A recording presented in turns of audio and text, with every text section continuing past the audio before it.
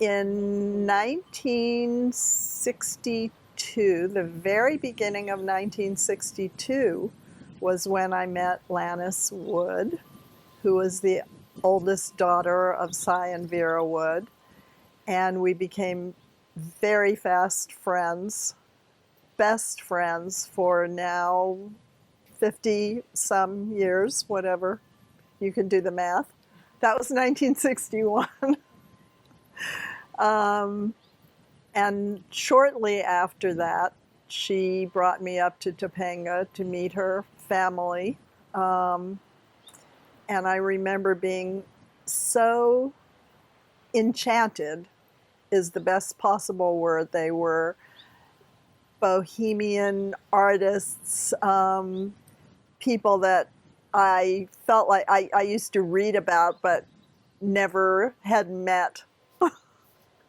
And I was enchanted by them. They were these amazing people. They lived in this cabin in the wilderness and were pioneer people that were constantly immersed in nature, and they seemed to me like something out of a fairy tale book.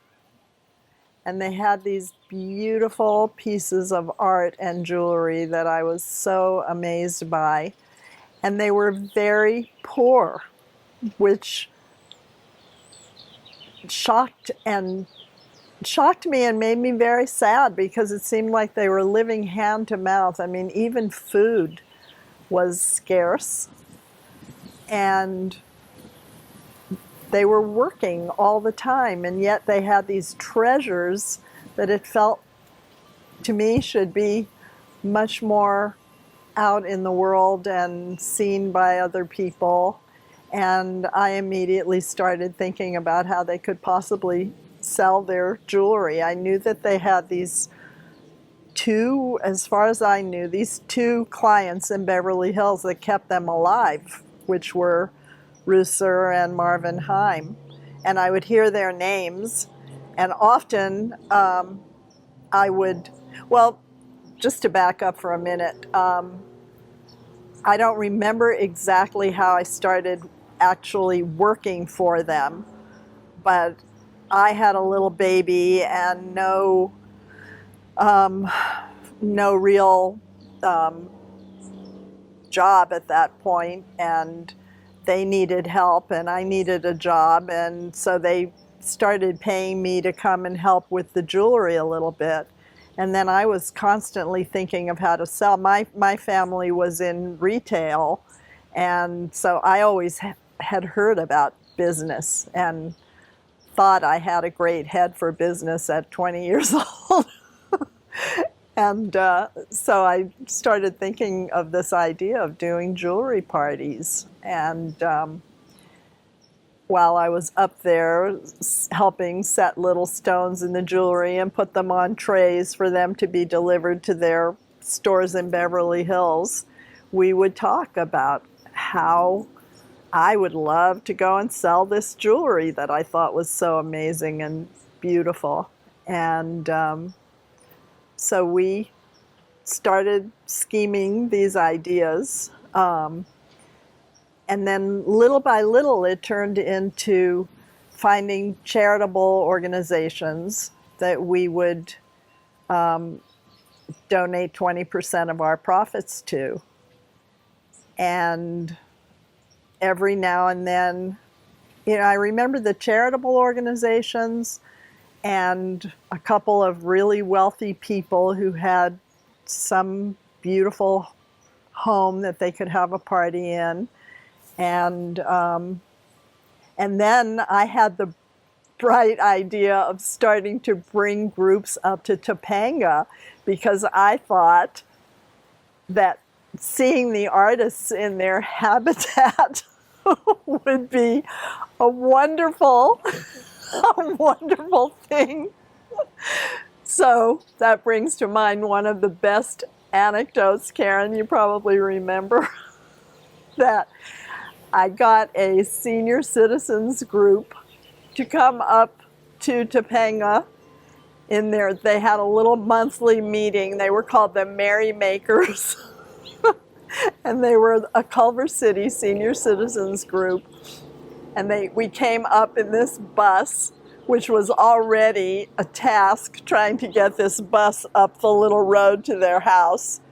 And at the time, Cy was raising bees.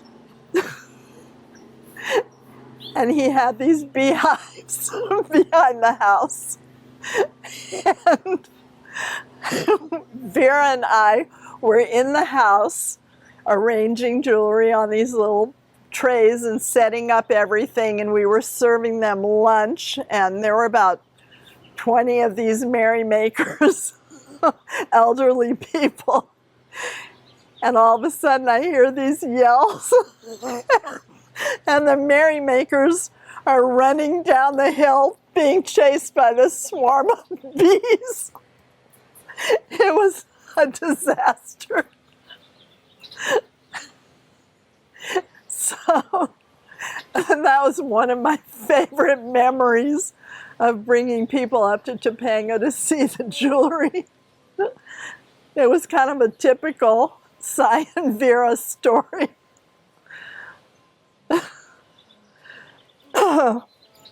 So that was one of the more memorable parties, but it was kind of lovely because these people, after they got chased into the house, and Cy somehow managed to chase away the bees or lure them away, I should say, because he would never harm any little living creature. And these people came in the house, somehow unstung all of them, and looked at the jewelry and bought some things and laughed about it all, and it turned out to be a lot of fun. But that was one of the stories I remember. There was another time, and I don't remember again how we made the connection, but we did a Republican Women's Club fundraiser event, and that was some very ritzy people in Pacific Palisades, I think it was, and it wasn't their house. No, but Ronald Reagan was running for governor, and he was making a speech at this function.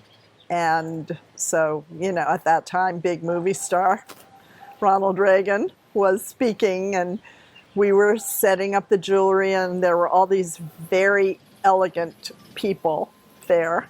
And one woman I remember very well, I can just see her face. She had this big bun in her slicked back, dyed black hair, and she had on a lot of jewelry, and she said, "Oh, I love that bee pin." And she immediately wanted to buy it. And Vera suddenly said, "You know what? I sold that one. I'm so sorry, and I don't have another one." And I was stunned because I was pretty sure that nothing had been sold yet. And this woman was so disappointed, and she was saying, "Oh, are you sure I can't have that?" And Vera said, "I'm so sorry. I'm so sorry. I think I broke the mold." And afterwards I said, "Vera, that was one of our most expensive pieces at the time. I think it was about $50. And it seemed like a tremendous amount of money." I said, "Why did you tell her she couldn't have that pin?" And she said, "That lady was not right for that pin. I could not have her wearing my bee." She was so adamant. She said, "I cannot have that woman wearing my bee." She was just absolutely firm. And I had this half shock it was shock, respect, admiration. I didn't know what to feel about this because I was also making a little commission on this $50. I think I was making $3 or something, you know, and the Republican Women's Club was going to make money and they needed the money desperately, but Vera would not compromise her integrity. So that was another one of those great stories about how much I just think of them still as the most purely artistic mentalities. They're just an archetypal symbol of artists who would not compromise their work, their integrity, their if it was ecologically unsound, they wouldn't have any part of it. So I really loved them and admired them so much, and were horrified that they couldn't make a buck.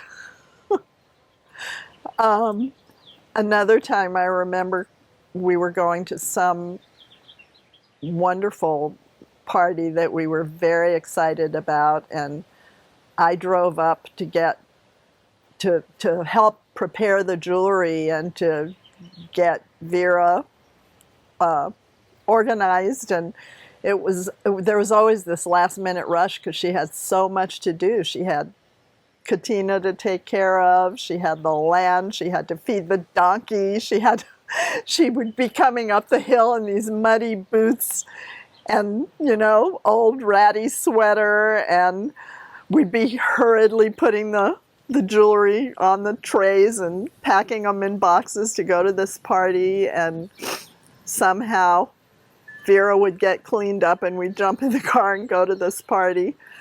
And then we got to the party, and again, it was some beautiful home, and I was in the living room. We started setting up the jewelry, and Vera all of a sudden left, and it looked like she was going to the ladies' room. She said, "I'll be right back," and she left, and she didn't come back. And I was there, getting everything ready and thinking, where is she? And finally I went to look for her, and there was a bedroom where we had put our coats, and Vera was lying on a whole pile of people's coats, some fur coat on the top of it, sleeping. I said, "Vera, what are you doing? All these women are out there. This party is starting." And she said, "Oh, I was just so tired. I just had to lie down for just a minute." And I had to pick her up off of this pile of coats. And then she just came out there and did her magic. She was so really beautiful and really charming. She could get away with a lot. Well, I'm Karen Lucinda Moran. We're in Topanga Canyon, and it is April 18th, 2016. I only know that because today's my 33rd wedding anniversary. I often, in my own artwork, I often use the name Karen L. Wood Moran because I happen to live in the community I was raised in, and I'm very connected to the family history. I'm the third daughter of Cy and Vera Wood, the third of 4 daughters. Can you tell us a little bit about your parents? Well, I would say my parents are 2 of the most fascinating human beings I've ever met in my life. And I did want to go out into the world and be on my own, but I also wanted to know them, all of their lives, because they were just so interesting. And that worked out really well when I ended up living in Topanga, just up the road from where I grew up.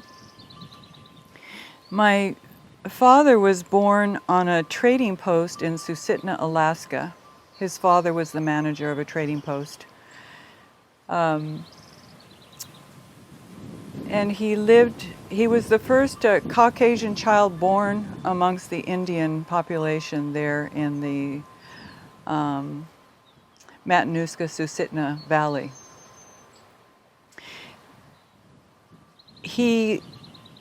The family lived in Alaska until he was 10, and he had 5 brothers and sisters. Not all were born in Alaska. In fact, I don't think many of them were. I think maybe 1 or 2 other than my father. But there was a plague that went through Alaska, and my grandmother got so scared she made my grandfather move back down into the United States. Alaska was a shared territory with Russia at the time. My mother, the family was not originally from Alaska. It was 6 or 7 generations from Europe back. I actually, on my father's side, just found out recently we actually have an ancestor that came over on the Mayflower. So that was a big surprise to find that out. On my mother's side, she was born in London, England, and her mother, she had 3 siblings, and when she was 10, her mother decided to bring the family to America to have a better life. So my father was born in 1911, and then my mother in 1920.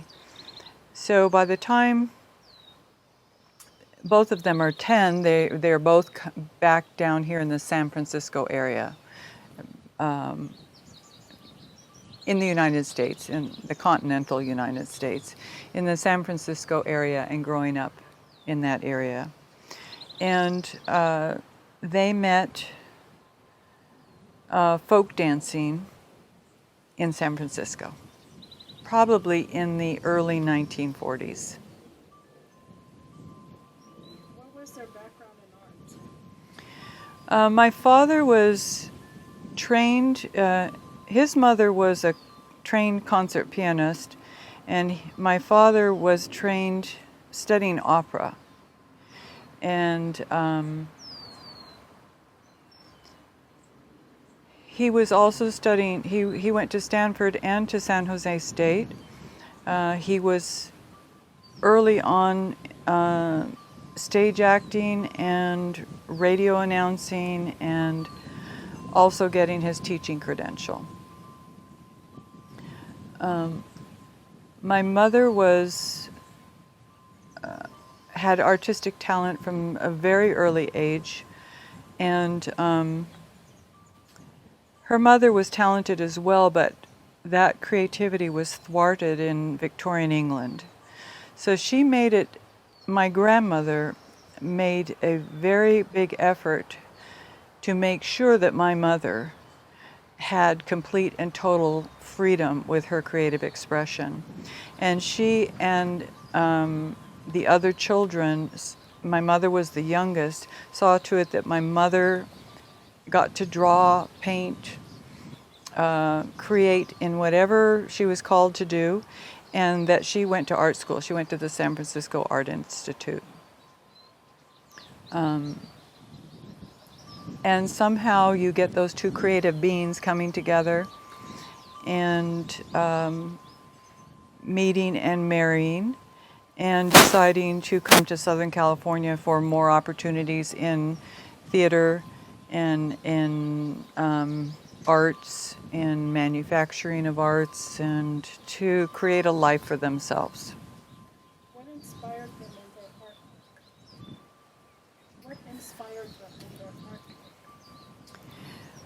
Well, I'd say both my parents, with their background in the arts and humanities, had a real awareness of the mythology and what was magical and what was beautiful. They had a real amazing sense of aesthetic beauty. And somehow their talents merged in a way that I've never seen two people's talents come together as one.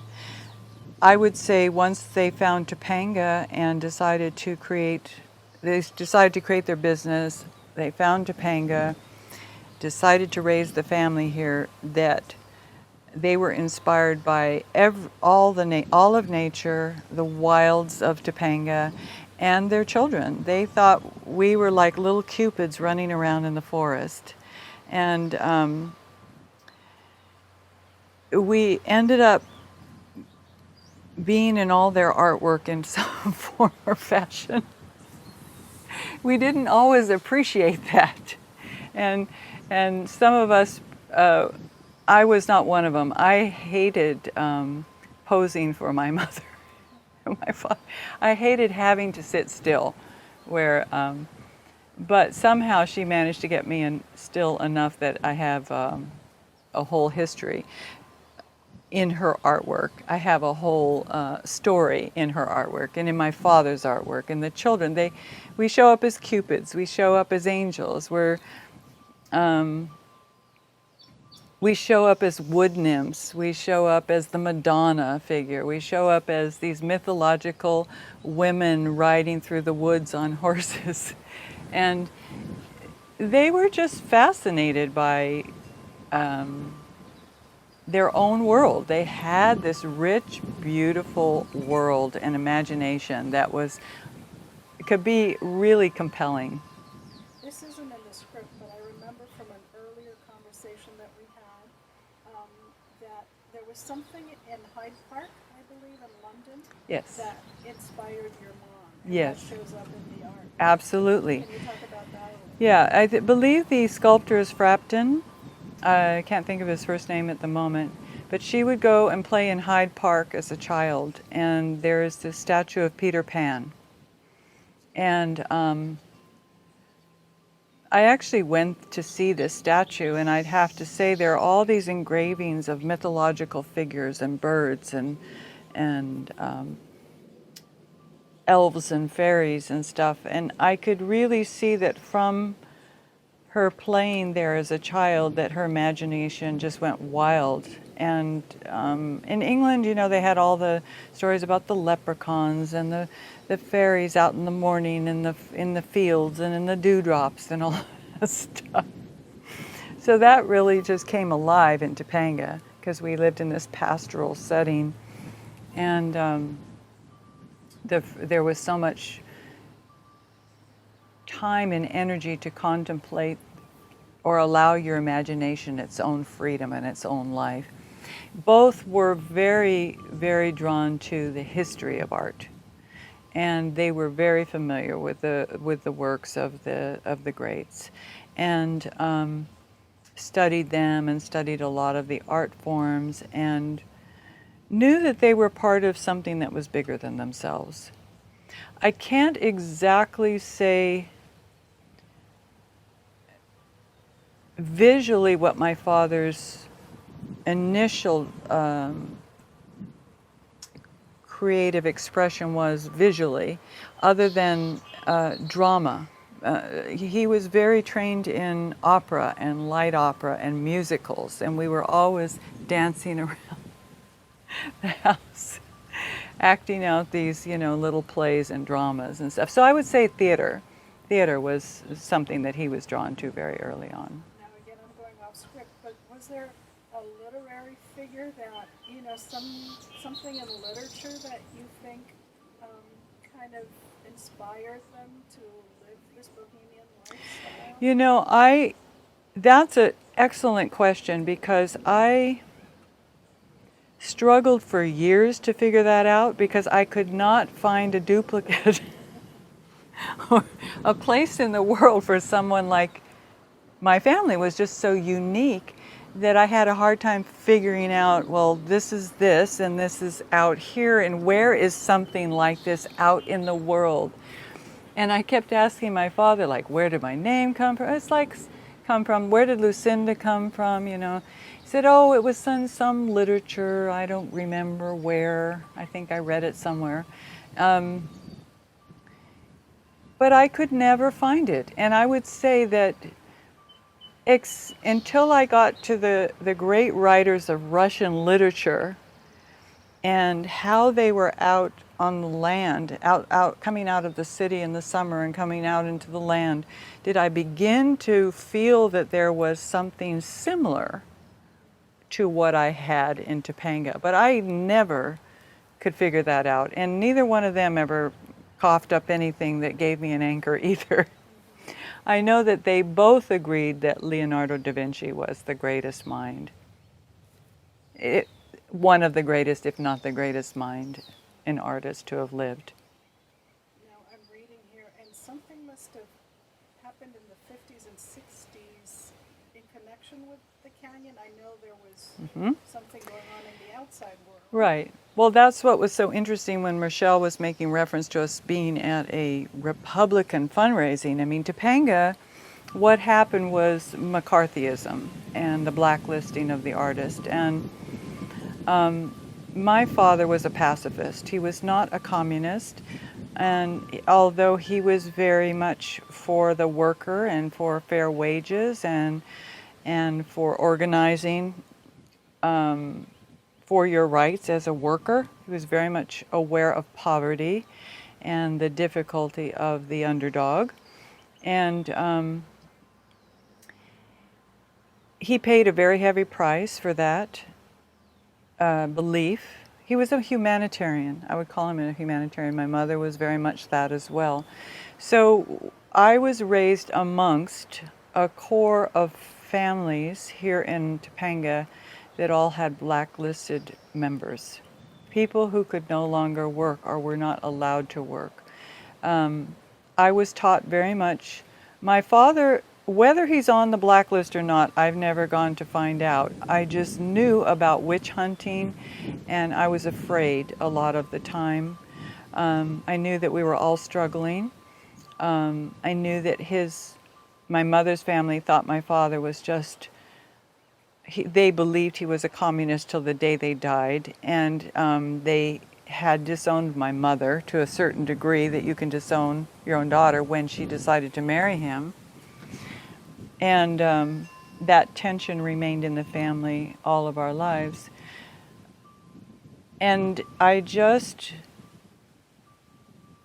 was aware that there was a sense of integrity, I would say, about what a human being, what freedom a human being was entitled to, and that that no one had the right to oppress thoughts, beliefs,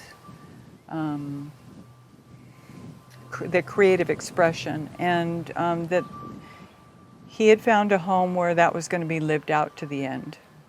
But you don't know of an instance where he actually lost a job because of that? I didn't realize till later. He would tell me about how he was fired from a teaching job because he felt that the Hispanics or Latinos, whatever you want to call them, at the time they were called Mexicans, should be taught that children should know about all of the different religions of the world and all the different cultures and should be taught in their own languages, which was a very, very progressive thought for my father. If you think after the war, in the 50s, that was not. And he was fired for trying to get that program implemented. He was fired for trying to teach children? Yes, the multicultural, multilinguistic program for wanting that. And he could see that the children were suffering under the curriculum that was being offered to them, and he felt that there was a better way to teach them. Now, he made sure that his children, were exposed to all the classics, to great literature, great music. We were taken to every religious sect and on the planet, from Buddhist temple to some Maharishi in the mountains, to the I can't think of the name of the place right down on the coast now. there were actually a lot of religious, small religious, there was churches here in Topanga. There's only one now, but there were multiple churches. We went to all of them. We were taught, there was no such thing as racism or prejudice, tolerated. When my mother and father got together, the racism and the prejudices that were in the family stopped at the boundary of the property and in our household. And we were raised to be a world figure, you know, cultural. Now, did your dad teach all along the business was? No. Once he was fired, from teaching, he went and decided, I think it all came together. They found the place here in Topanga. The kids were coming along. He wanted something better for his family than what there was out in the world. A safe haven. And he decided to go out on his own. So what was your dad's role in the business that they created together? Well, I would say my mother was, his favorite phrase for my mother is like, Vera, you are such a dreamer. He was more practical, more rational, more educated. I'm not saying he was more intelligent, but he was more educated in Western culture. And he had a greater idea for how a business should run in terms of profit and loss. My mother had absolutely no understanding of that. She was rich in fantasy and figures and what was produced and all that, but she had absolutely no understanding of its earthly value. And it used to drive my father insane. So he would set up the business models, he would write up the ideals, you know, he would write up the brochures, and then she would design them. And then he had marketing, notions of marketing. He was very well organized in his presentation and his way of approaching life. He could get more done than anybody I know on the planet because his organizational skills were just beyond anybody else's. So he then, somewhere along the line, their individual identity stops as two separate artists, and they come together as Cyvra, which is the combination of Cy's name, Cyril and Vera.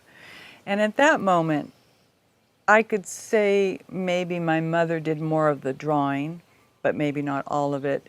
Maybe he did more of the carving, but not all of it. I can't say for sure about anything because everything was so shared, except for the business aspect, the business plan that my father was trying to always impose upon the business to support the family. And, you know, if you think about it, that was the only thing that supported the family, were those designs and that work. And the role of you and your sisters. So my father was very, very adamant that this was a family business. He even added our initials to Cyvra, LLKK, Lannis, Lynn, Karen, and Katina. We were always supposed to know that this was a family business, it was a family-run business, and we were all going to be a family till the end of eternity, whether we wanted to or not. And we loved that as children, we loved it. And so anything that we could do in the business, for example, first the jewelry was like our toys. I would play in the jewelry, and it was like, we didn't have toys or dolls. We had jewelry everywhere, every nook and cranny in the house. And then as I got a little bit older and more coordinated, I was taught how to set stones into the eyes of the little figural charms that were being sold on the market. I was taught how to put pearls and how to twist wire and hook things together and how to package them and how to ship them. when Mom and Dad went into manufacturing. We were just expected to do absolutely everything, from the digging ditches on the property to cleaning out the well to setting stones in the jewelry to packaging and shipping it. And actually it was exhausting, but it was a lot of fun too, because they actually did pay us a little bit of money for doing that. They thought that we were earning money. They taught us how to earn money. They didn't expect us just to do that for free. We didn't get paid for digging ditches. That was expected. Yeah. What do you remember about their work for William Ruser? Ruser was more or less a name of as a child, it would be a name of a store or a person who had a store in Beverly Hills. And Beverly Hills was like 1,000,000 miles away from us when we were children. It was just a store in the city for people who had extra money to spend on jewelry, which was just unconscionable for us. Nobody had extra money, and certainly not for jewelry, and we did not need one more piece of jewelry, nor did we wear it. So it was kind of like a strange little thing, but we would look at, in movie magazines and stuff, we knew that their stuff was being sold through this store, or this person, Ruser. And then the couple of times that I would go into the city with Mom and Dad on one of their business trips, that was before the freeway. There was only Olympic Boulevard all the way down to Beverly Hills. And we're not allowed to go in the store, you know. And so we had to play out front at the storefront, which is really kind of cute. And we were taught not to let anybody know who was walking by or in the store that Mom and Dad were the ones designing the jewelry that was in the window. So it's like my mother would say, "Mum's the word," you know. It's like, "You're on quiet, don't tell anybody." So we would just, me and my sister or a friend, whoever I had with me, would be outside and we'd be looking at all the jewelry and we'd say, "Oh, Mom did that and she did that one and there's one of Mom's," very quietly under, you know, so nobody could see. And but I never met Ruser, not once. It's just a name that was in our household. And I remember one trip into the city we came home from that really changed our lives. And it was that every single design in Ruser's storefront window was designed by my parents, and their name was not on it. And I remember coming home from that trip and my father just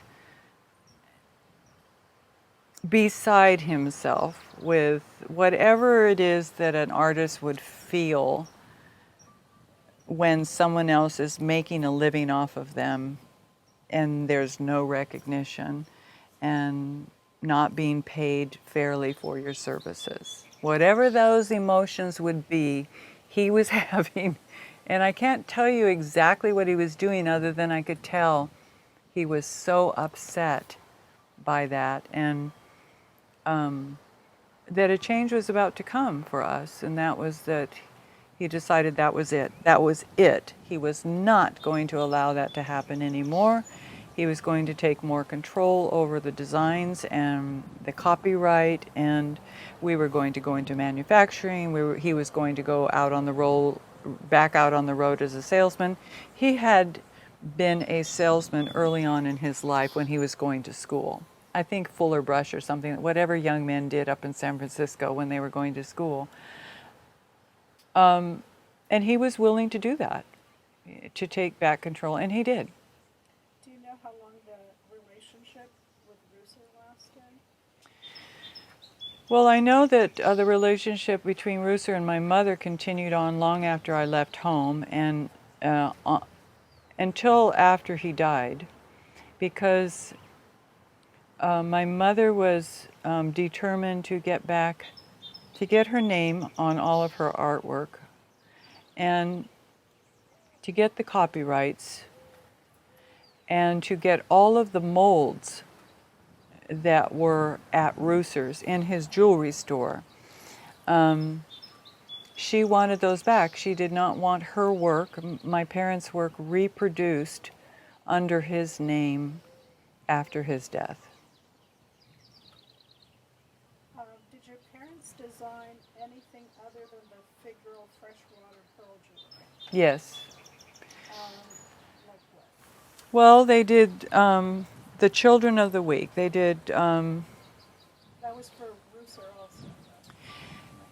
I'm not exactly sure when the Children of the Week started, because there's a poem, I think it was England, in England, you know, the Monday's child is fair of face, Tuesday's child is full of grace, Wednesday's child is full of woe, and I was a Wednesday's child, so they rewrote the poem.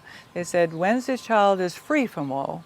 So I was thrilled that they did that, and then, but I know that the designs change from one decade to the next until they hit on something that was really hit the market big. And I can't tell you whether that was under Ruser or Marvin Heim or whatever. But there were Girls of the Week, Boys of the Week, Poodles of the Week, Cats of the Week. Then they did tennis charms, they did mermaids, they did cupids, they did dogs. They did a huge inventory of different dogs. Dog shows became very well known. Doris Day made them famous. I don't know who made them dog. Maybe they've always been famous, but Doris Day was doing all these dog shows. There were, I can't even tell you the depth and breadth, because there's thousands of designs that went out, and that's the thing that we're kind of looking into now, the sketches. I have the sketches for everything. They did what the market, they were responding to requests for people who were going to pay them to do the work, and they were also producing on their own. They started to become known locally, more locally, and people did begin to find their way to the home here, and they just designed original jewelry for anybody and everybody who came by, if not anybody and everybody. I mean, you had to have some integrity with what you were doing, but their work began to take on a flavor and a style all of its own. Can you tell us some of the other companies that Cyvra designed for?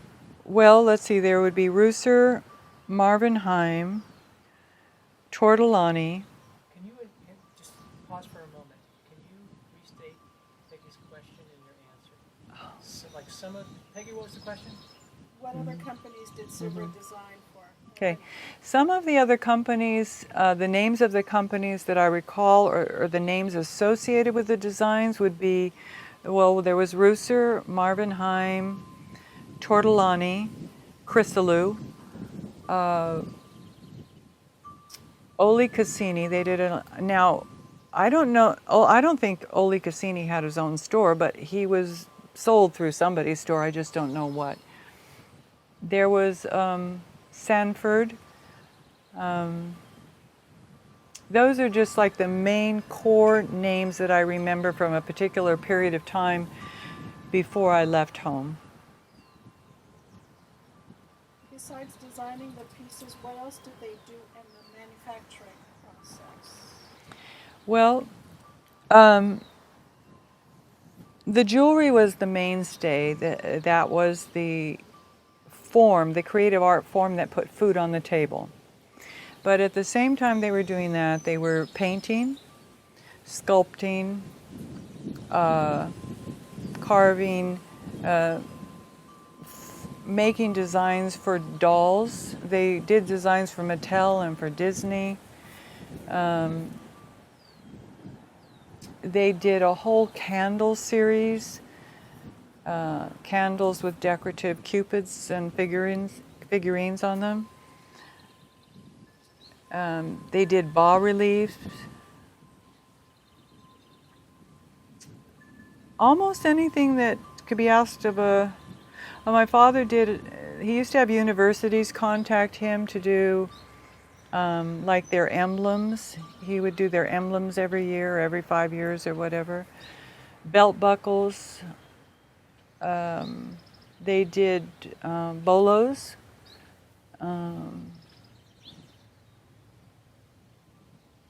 You name it. Everything but toe rings. Oh, they did a whole series of cocktail rings, which was just crazy for us. And it's kind of insane. We didn't know what a cocktail hour was. Did they use precious metals and gemstones, or what did they use? Yes, once they created the design, it could be reproduced in gold, silver, or a base metal and plated, for a lesser, depending on how much a person wanted to spend or what was being asked of them, they produced what would be marketable. They also used this. I would say they didn't go into like expensive diamonds and gemstones. It was more what would suit the price of the piece that was marketable to the public, not just one individual, but the more they could go further in the marketplace. And how did they market their jewelry? I have come across several articles that were written. I mean, there's nothing like the media that you have in today's world. It's unbelievable. Everything was posters, designs for an article were all hand drawn and lettered in by my mother.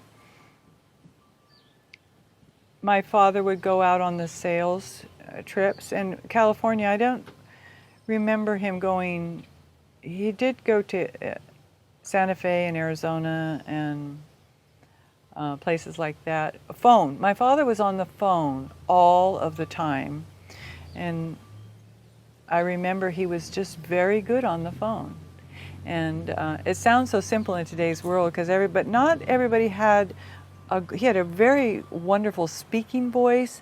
He was wonderful to talk to on the phone, and he had all these skills. He could just find anything anywhere, and he would just do his research, and he would get the person that would come out and do the articles. I remember people coming to the property, taking pictures, and at first I thought, why are these people coming? It was kind of disruptive. I mean, there was like no boundary, and it's like I felt like we were always like on display or for something entertaining for something or somebody. I didn't particularly like that aspect of it, but it worked. And then once people found out who they were, that was it. They had a steady stream of patrons, and students their entire life. So they never really had their own store. No. But people would just come in. They came to the house, and they loved coming to the house, which was what the Beverly Hills designer never wanted the public to know. They did not want anybody to find mom and dad, because once they found mom and dad, they didn't need to go to the store anymore. They didn't need Ruser. They didn't need Marvinheim. They didn't need anybody.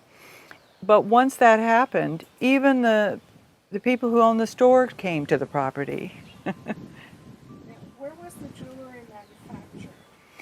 There was a company called C.F. Weston, owned by a fellow, I don't know Tito's last name.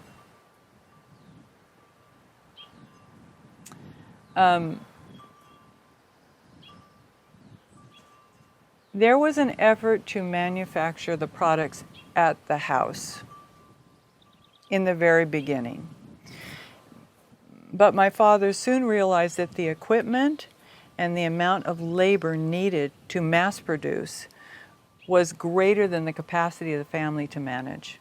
And it was also dangerous. The equipment was dangerous. The hot wax was dangerous for children to be around. C.F. Weston in Santa Monica became the place that It wasn't the only place, but the main place where everything was manufactured. And was it manufactured in gold and base metal, Whatever sold, whatever the customer wanted, if they wanted to pay thousands of dollars or hundreds of dollars, if they wanted in beryllium, sterling silver, gold, usually always there would be one original piece in gold or silver, and then the others would be gold plated, silver plated. when did they stop making jewelry and why? They actually never stopped making jewelry. Jewelry, they continued to have not a high demand, but a demand for individual and original pieces the rest of their life. My mother continued to sell her work to individuals that came to the house to buy this and that and the other. She began, as did my father, she began to use the lost wax process to carve larger, more beautiful and majestic pieces, sculpture pieces that would end up being her masterpieces at the end of her life. She still reproduced rings for people and charms for people or special jewelry until her eyesight began to go. And that was very much later in her life, in her late 70s, early 80s. My father, when the jewelry business that was going, the charms, let's say the 50s and the 60s were coming to an end, he could see that that business was no longer going to support the family. He went back to school and got his master's in fine art in metallurgy. He then went back to teaching and went on to sculpt larger metal pieces. He became a printmaker. Etchings. I have all his plates from all his etchings. And he even used the lost wax process to carve some of the horses that he would then have cast and incorporated into the metal bowl. So he even continued to use that process up to the very end in his end pieces. So I would say they worked until up until their 80s, which is quite remarkable. I'm going off script. Is there work in any collections that you know, other than private, any public collections? Do you keep track of any of the larger pieces? There are some larger pieces here in Topanga on the property. There's a beautiful gate, and when the property sold, you just couldn't remove it because he designed the bridge and the gate. And I just said, if the next owner, if you ever sell the property, please tell me. I'll take the gates. Please don't sell the gates. They should stay there, but I'm not going to trust that. My mother she did a series of spoons, spoons, collector item spoons. Those are in books. I don't know where they are. Other than I have the reference in the book. I don't know whose collection they're in. I know one person that has my mother's. My mother did a horse and chariot masterpiece. That was her last, most beautiful piece that she made. I know where the silver one is. Don't know where it is. I know who has it. And I know who has the gold one. Braun Brothers was another one of the designers in Beverly Hills that my mother worked for. And he was the patron for the chariot. Do you want us to repeat that because of... Yes, please. We have to repeat because of the noise. The motorcycle. Yeah, the motorcycle. Oh, Yeah. I'm sorry, I think I'm forgetting to incorporate the question, but where did we begin to mess up? Repeat whatever the last question was. Oh, About the collection. collections, Yes. okay. And public, private collections that you know of. I knew the daughters we divided up the masterpieces. So like my sister Lannis, has one of my father's bowls. The three, I would say his three last masterpieces. So okay. My sister Lannis has, and one of my mother's masterpiece sculptures in France. Sister Katina has a bowl. I have a bowl.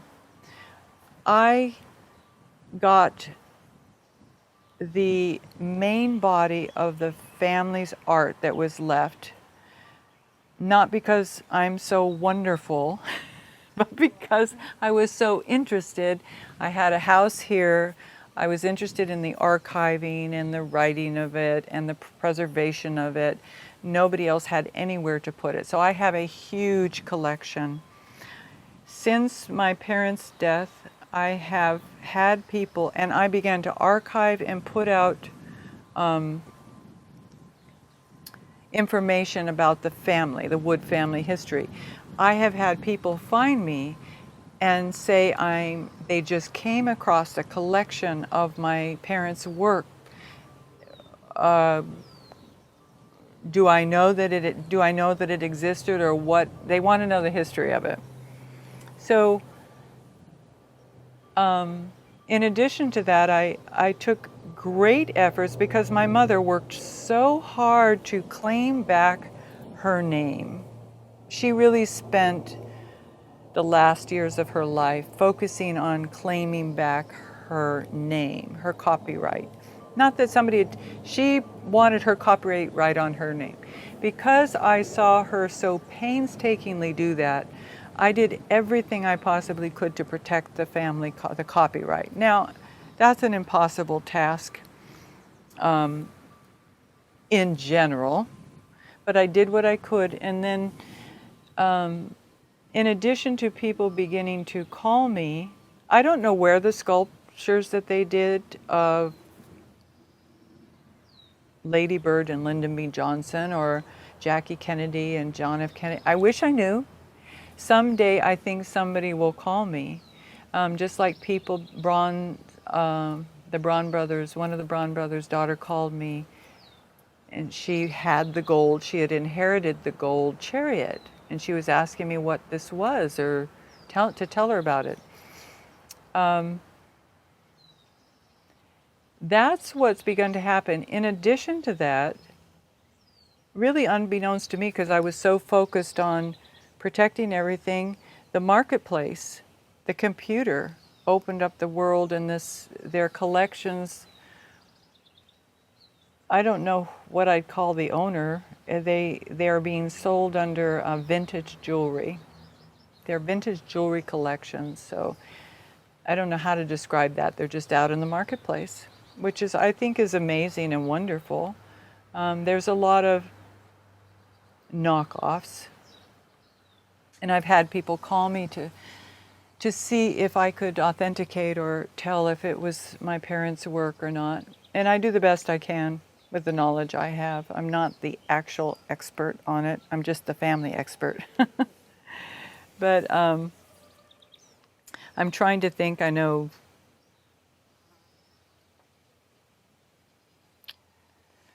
I can't think. I think that that's yet to be discovered. I think that that's in the discovery process right now. Yeah, there are probably other people out there like us starting to do research. Right. And you know how we found out about you.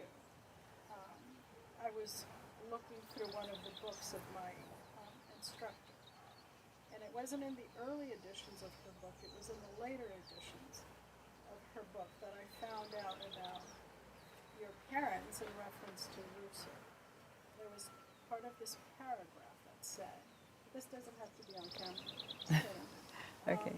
that William Ruser's figurals were designed by husband and wife team, Cyril and Vera Wood, going by the name of Cyvra. That's how I found Oh. you. And then, So at that point, did you just type in Cyvra? Or do you know how? actually, I know you got to my video, I just don't know how you got there. I found this information actually a couple of years ago, or maybe longer. And this was before we were asked to do the project. Uh-huh. And I kind of figured that you're probably still up here because your mother, you know, it seemed like she had lived a long Yeah. time because I saw her a bit. Yeah. So I thought, there might be family still up there. But that was a few years back, and then when we were asked to do the project, Judy and I were talking, and I said, Judy, the fingernails were actually designed by this couple, and I have a feeling that, you know, the family might still be up there. And Judy, being the detective, as soon as I said that, I said, I'm pretty sure we can find them. And that's when she found you. And it was probably because of the videos that, And I never, unfortunately, Christy, my instructor, died. She was kind of young. It hasn't been that long. She's been dead about 3 or 4 years. But I wish I knew how she found out about your parents. Yeah. You know, I would like to know how she found that information. But it is in her book, Warman's Jewelry. 5th edition. That's interesting. So fascinating. Well, I think that in a very odd way, and this is not one of your questions, but my mother's paintings, I would not call them her fine art, but a record of her, more of her life. They're very personal, and but they're wonderful, magical, all that stuff. It isn't that it isn't fine art, but she never wanted to be a gallery artist. That's what she made a decision very early on. Every time she would sell something, I think I told you this before, which I find fascinating. She was like, it's like giving away a puppy. She wants the puppy back, you know, and she would wait, and then that person would die, and she would find out who the family members were, and she would go and get that art back. So, in a very, very odd way, whatever, not everything, but went out, began to come home. And I've tried to give stuff away that comes back to me. And one day I thought, why is this happening? And then I realized that there was a collection that represented the entire life history of the family. And that I had this whole beautiful collection, bits and pieces. Mom thought of it all as one big web or one big carpet or one big weaving, that it was all interconnected, and she didn't want it separated out. She didn't want to sell that bee to that woman for a multitude of reasons, which was another reason my dad was crazy, because she didn't want to let it go. She wanted it to come home. And so in a very odd way, I'm sitting on a collection. You know, I was going to ask you, what would you consider to be your mom's masterpiece, you know, artwork? But the more I listen to you, the more I'm thinking that your mom's and dad's masterpiece artwork is actually their whole life and their family. And That's everything exactly. that went along with that. That's what was. It wasn't the. I would say the chariot is magnificent, magnificent. But each little piece says it's magnificent, but she was as attentive to her drawings of us as she was to the figurines. So yeah, that's a very. She could never understand why people couldn't see the whole picture, or why they would even want to consider separating any part out. And we became and continue to be, when you say what was the inspiration, the family was their inspiration. My father said that we were his greatest accomplishment.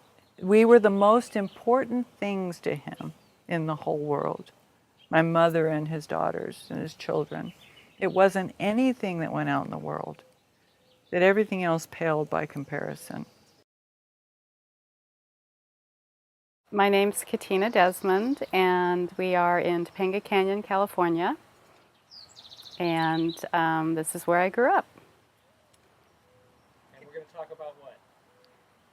And today we're going to talk about my parents, Vera and Cy Wood, who were both jewelers and artists and lived here for about 60 years. Wow. Yeah, that's great. And so this is good practice. So when I ask you, what are we going to talk about? Relax. Yeah, relax and have fun. Nice. Okay. Okay. So we're rolling. Go ahead, Judy. Katina, can you tell us a little bit about your parents? Such as where they're from, how they met, what their background in art was, and what was their inspiration in their art? Sure, yeah. My parents were, my father was born in 1911, and he was born in Alaska. And my mother was born in 1920, and she was born in London. And they both met in the early 40s when they were living in the San Francisco area. And I know that they met while they were in a dance troupe. They both took ethnic dancing, folk dancing classes, and that's sort of how they came together. They both loved that art form. Okay, I'm lost now. What was the next question? What was their background in art? My mother was born a very talented artist from a child. She drew all the time, and she was always, the adults in her life were always very impressed with her ability to create really beautiful, detailed drawings, even as a young child. So she was, most of her influence, I think, in art came from when she was young, when she lived in London. She used to go to Kensington Gardens, and she always told the story about playing around this Peter Pan statue there. And the Peter Pan statue was filled with, beautiful fairies and bunnies and all sorts of animals, and she just loved playing on it and around it. And she always talked about that statue being a huge influence on her art. She loved anything that was fantasy or even mysticism. And I think that probably came out of being raised in London as a young girl. At that time, in the 20s, there was a lot of spiritualism and, fantasy surrounding the culture. There was the bohemian lifestyle was starting to come in. So I think that influenced her. My father, I believe that he was early on influenced by his friend. My father was influenced by, I think, a painter that was friends with his family when he was a young boy in Alaska. His name was Sidney Lawrence, and he painted beautiful landscape paintings, and he happened to be friends with my father's parents. And I have a feeling that that was a huge influence on him, just seeing that kind of painting being done and that artistic lifestyle, being able to go out into the wilderness and make something beautiful out of nothing. And he also, my grandfather was a photographer, and also he was a writer, and he told creative stories, and I think that sparked my father's beginnings in the art, in interest in art as well. Did they study art anywhere? Yes, my father studied art in college, and he graduated with an art degree from San Jose State. My mother, on the other hand, was always said that she was mainly self-taught. However, I have noticed now that we've been going through her archives and finding a lot of her old drawings that she actually took courses in advertising art and commercial art when she was very young, probably 18 years old. So she did it through mail order, and she would send away for, they would send her assignments, she would do them, she would mail them to Chicago, they would grade them and assess them and send her back. So she did a lot of hand lettering, which was very, very interesting. But mostly she was self-taught. Yeah. Can you tell us a little bit about what it was like growing up in Topanga Canyon in the 1950s and 1960s? Yeah. Well, growing up in Topanga Canyon was, I absolutely loved it here. I loved being out in nature, and it's very peaceful, and it was isolated. Back then, it was even more isolated than it is today. But the joy of being able to live in nature and close to the earth and the sky was always it was just very inspirational to me as a child, and I think my parents both got a lot of inspiration from living in nature as well, and that's why a lot of their work incorporates animals and fairies, things that live in the magical outdoors.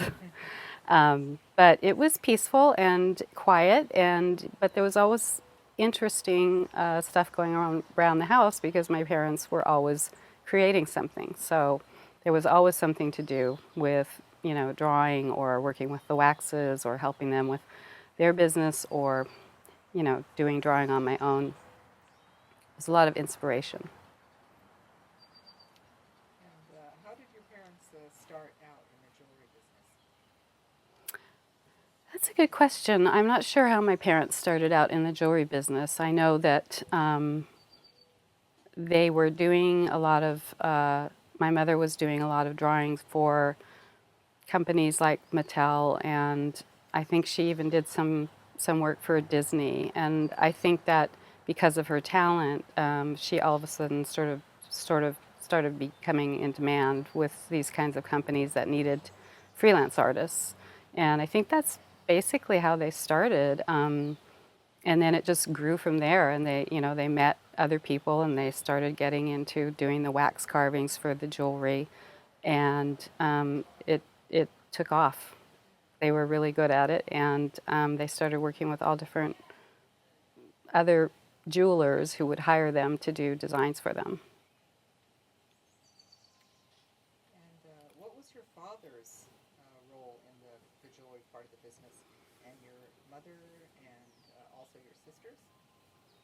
My father's role in the jewelry business was he did a lot of the brainstorming. He would come up with ideas for different kinds of themes or lines that they would develop in their design work.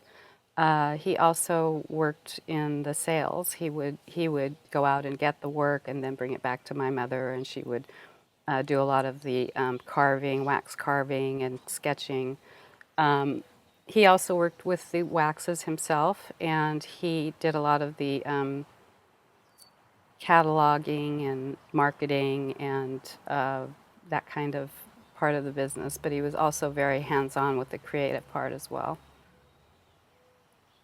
And did they have you and your sisters involved Yeah. in the jewelry? Yes, the business was a family business. That was the dream of my father, had to have us all live together up here and have a wonderful family unit and be involved with the designs and help with the process. And so we often, my sisters more than I, would work with the waxes and sometimes with the molds. But as they started having that work done outside of their own studio, then we basically would just work more with the finishing work, setting the stones and the little charms, and helping with the displays and packaging.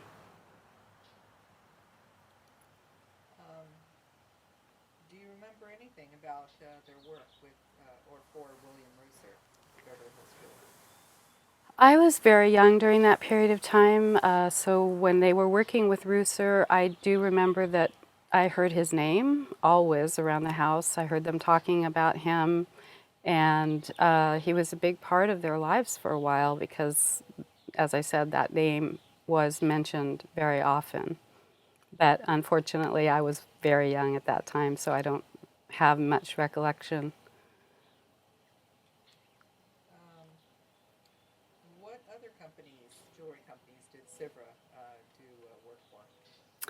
Well, they did designs for Mattel, and they did designs for Ole Cassini, and they worked with a company called Tortolani, I believe, and also with someone named Marvin Heim.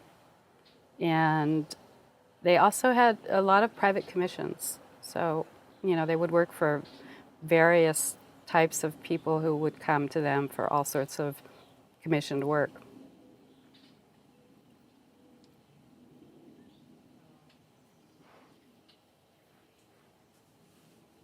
Now, your parents also sold a finished fashion jewelry line under their own name, Cyvra. Do you know how they marketed the jewelry or advertise or go on sales calls? Yeah, they did some advertising. They did some marketing. As I said, they would have some people, newspapers would sometimes do articles on them. They also hosted jewelry shows, and they would go to art fairs or festivals in the area where they would put up a display and have the jewelry for sale there. And they would have sort of, I guess you would call them jewelry parties, or people would invite them into their home and they would show the jewelry and invite friends over to see it. And yeah, that's pretty much. Sort of a jewelry equivalent of Tupperware parties? Sort of, yeah. But they were, I remember my mom going to a lot of parties like that in the Beverly Hills area. Wealthy women would host them, and it was fun. It was fun for her. She enjoyed doing that.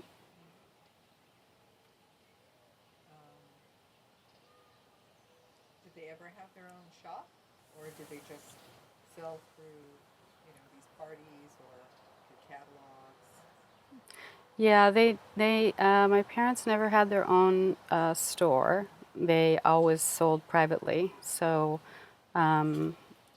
yeah, it was always through either word of mouth or through some of their other marketing efforts. And where was the jewelry made and manufactured?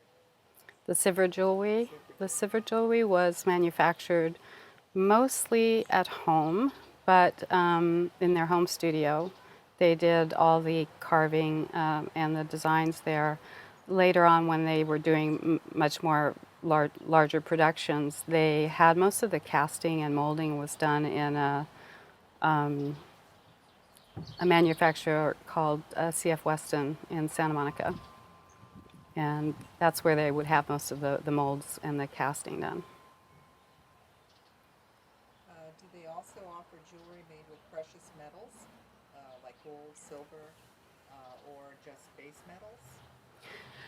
They used pretty much everything. They would use 14 karat gold, and they would use sterling silver. They would also use, they would have what was, both, they would use also the white gold and also the platinum gold.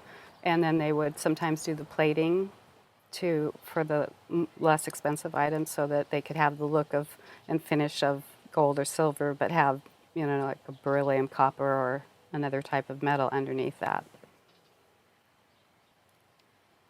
And when did they stop making jewelry and why? Let's see. Well, they stopped. My mother never really stopped making jewelry. My mother continued doing the jewelry till the end of her life, actually. My father, around, I would say, the late 60s, decided to go back into teaching, and he went back to school to finish up his master's degree and to get a current teaching credential, because he had been a teacher when he was younger, before they started their art business. But it had been many years since he taught. So he went back and got those degrees, and then he went into teaching art. And he taught art in high schools for about 16 years or 17 years before he retired. But even after he retired, he continued to do his own creative work. And then, as I said, my mother was doing she would continue with the jewelry, but she sort of progressed into larger figurines and what we would call miniature sculptures. And then she always did her painting and her drawing, and she did work in bas relief as well. And my father also continued to be an artist until about 2 years before he passed away. He was always creating something, building something, or doing metalwork. He did printmaking and always doing something. Such a creative guy. They were very prolific in their jewelry business, and a lot of pieces were made, and you still see Yeah. them today. So Yeah. how does it make you feel to see these pieces your parents created? Well, I love the fact that I can now Google Cyvra and I can see their pieces have gone out into the world and they are everywhere. And it's really gratifying. It's nice it brings back almost the feeling of when I was a child and I used to feel so proud and happy that, my parents were creating this beautiful work and people really appreciated it and enjoyed it. And so it's very gratifying to see that it is still out there and there is so much of it out there and that obviously people collect it and really, really, really still benefit from the beauty and the joy that went into the creativity of that work. It's very gratifying. Is there anything else? Anything else you'd like to talk about? Don't know. Could read my notes. You can read your notes if that'll help. Yeah, no, let's see. I think we're good. Yeah.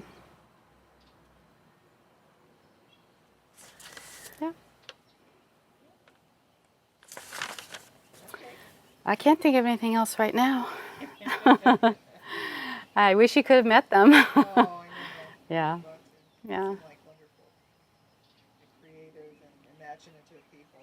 Yeah, they were. I think we used the word idealists earlier because they did have a real vision of the lifestyle that they wanted, and they did a pretty good job of creating that and being able to live up here and have that artistic, creative existence for their whole lives. Once they moved up here in around 1950, and were here till they died. So. And your father's idea was to create sort of an artist colony in the area? Yes, my father had a dream of creating an artist colony, and he tried for many years to create spaces and buildings for people to live in on their property up here. And unfortunately, the Coastal Commission, which is very strict rules, never wanted to really allow them to put many buildings on the property. So he did work on that for many, many years. And in the end, they were able to have a few people living on the property. And in a way, he got his dream a little bit, So that was nice in the end. Yeah. I don't think it was quite what he had envisioned. He had a little bit more altruistic vision of what it would be like. But he tried. Yeah. I heard he insisted on making most things himself, even though it may have been very difficult. But there was a story that he wanted to make the children's shoes. And I think there was, a kibosh put on that. Do you recall that? Yeah, mostly we didn't wear shoes. But my father wanted to make pretty much everything himself. He was very concerned with originality. And that was something that he imparted to all of us, I think, that it's very important to create and it's very fulfilling to create, but to always be sure that you're creating something from your own soul, that you're not copying somebody else.